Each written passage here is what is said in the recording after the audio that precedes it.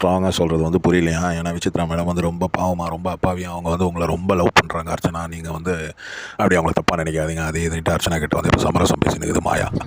இது வந்து ஒரு சிம்பாலிக் ரெப்ரசன்டேஷனுங்க. அதாவது சிம்பாலிக் ரெப்ரசன்டேஷன் நான் ஏன் சொல்கிறேன்னா, ரெட் கார்பெட் ட்ரீட்மெண்ட் அப்படின்னும்போது வந்து அவங்களுக்கு வந்து அவ்வளோ மரியாதை கொடுக்கணும் அப்படின்றது தான். நேற்று வந்து பார்த்தீங்கன்னா மாயாவுக்கு வந்து இன்விசிபிள் கொடுத்தாங்க. இன்விசிபிள் ஏன் கொடுத்தாங்கன்னா, என்னுடைய ஒப்பீனியனில் வந்து அவங்க இந்த வீட்டில் இல்லைனா எப்படி இருந்திருக்கும் அப்படின்றது தான் வந்து அவங்களுடைய கொஸ்டின். அதனால் இன்விசிபிள் அந்த கேரக்டர் வந்து மாயாவை கொடுத்தாங்க. இன்றைக்கி வந்து இந்த ஷோக்கே வந்து ஒரு நல்ல ஒரு மதிப்பு மரியாதையும் ஒரு ஃபேமஸ் ஆனதே வந்து அர்ச்சனாவால் தான் அப்படின்றதுனால அர்ச்சனாவுக்கு ரெட் கார்பெட் கொடுத்துருக்காங்க. ரெட் கார்பெட் 2 பீஸ் தான் கொடுத்துருக்காங்க.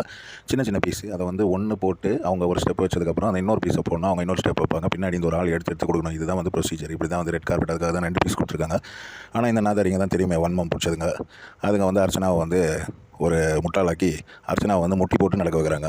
நீங்களே பாருங்கள் எவ்வளோ மோசமான கேரக்டருங்க இதுங்களா இருந்ததுன்னா, அதை வந்து அந்த 2 பீஸை வச்சு எப்படி பண்ணணும்னு தெரியாத மாதிரி அப்படி நடித்து அவள் காலில் வந்து கட்டி விட்டு அவளை வந்து ஒரு வாத்து மாதிரி நடக்க விட்றாளுங்க.